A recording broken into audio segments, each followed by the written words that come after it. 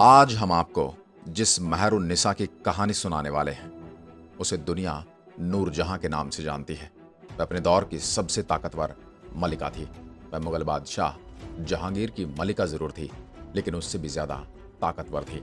नूरजहां इतनी ताकतवर थी कि उसने शाहजहां को भी गद्दी पर बैठने के लिए पापड़ बिलवा दिए थे।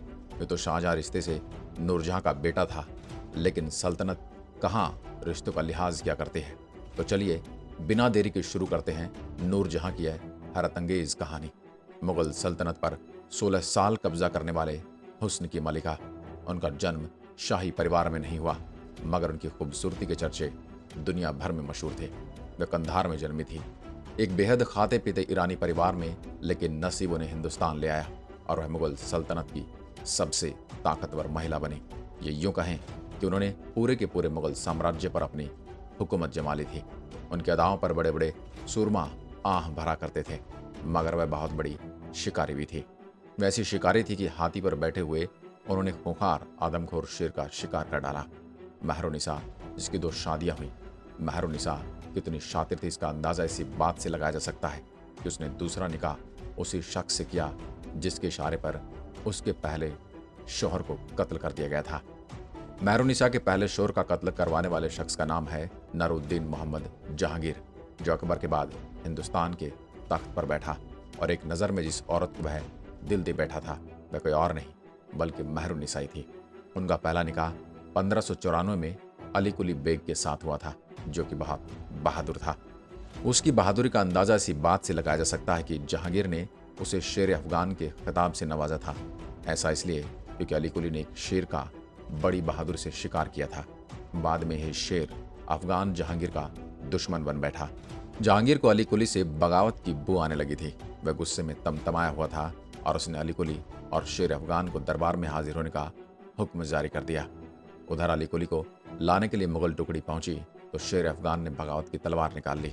इसी जंग में अली कुली और शेर अफगान मारा गया। वह साल था 1607, जब महरुन्निसा विधवा हो गई।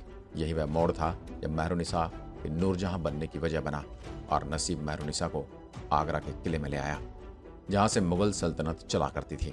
इतिहासकार बताते हैं कि जहांगीर ने महरुन्निसा को पहली बार में देखा। उस वक्त जहांगीर के हाथ में 2 कबूतर थे।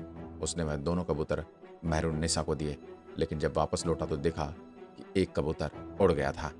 जहांगीर ने महरुन्निसा से पूछा कि एक कबूतर कैसे उड़ गया, तो महरुन्निसा ने दूसरे कबूतर को उड़ाकर जवाब दिया, ऐसे उड़ गया।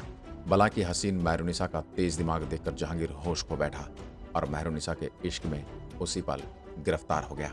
साल 1611 में यानी महरुन्निसा के पहले शौहर की मौत के 4 साल बाद महरुन्निसा का निकाह अकबर के बेटे जहांगीर से हो गया और महरुन्निसा जहांगीर की 20वीं पत्नी बनी।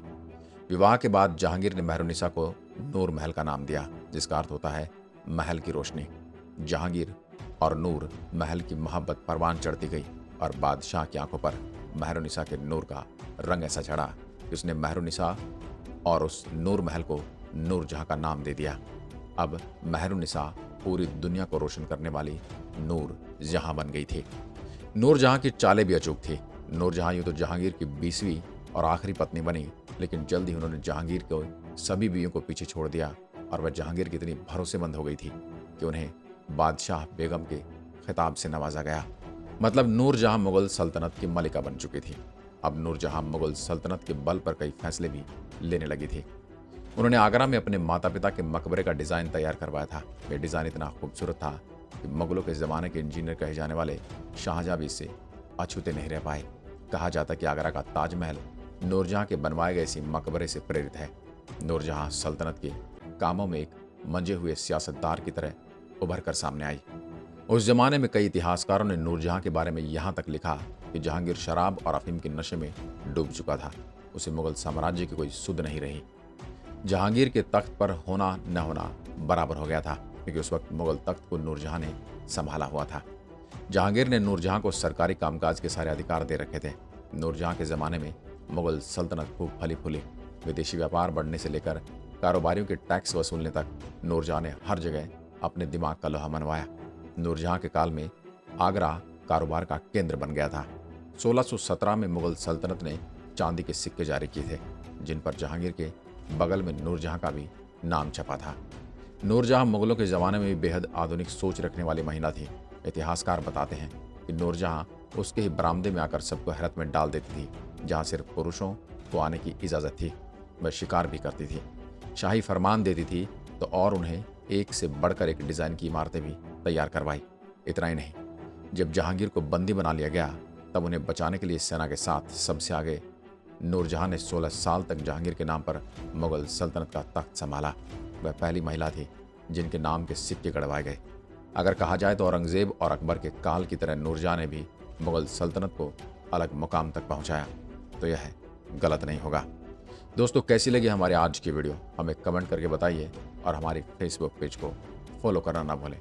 जय हिंद, वंदे मातरम।